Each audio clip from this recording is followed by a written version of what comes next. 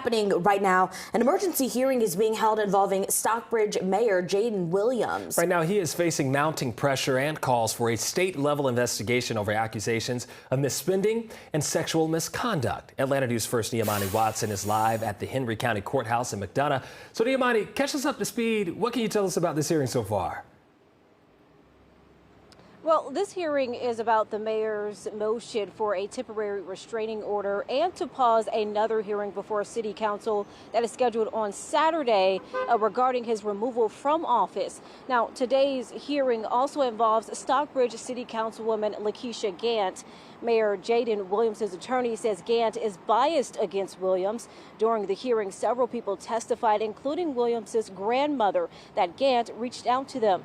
His grandmother says Gant told her to ask Williams to resign, saying she had allegations about him that could be, quote, embarrassing and criminal if true.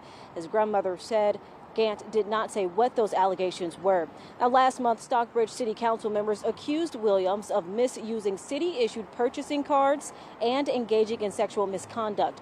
Williams was stripped of his duties and locked out of his office, in which a judge later restored some of those privileges. Meanwhile, the city's attorneys argued that Williams was notified of the August 22nd hearing earlier this month and did not respond to the letter. Now, Councilwoman Gant also took the stand and became quite emotional, saying that she is not biased and that, quote, no one is out to get Jayden, she says. She says she thought she was helping Jayden out, or the mayor rather, by reaching out to his grandmother.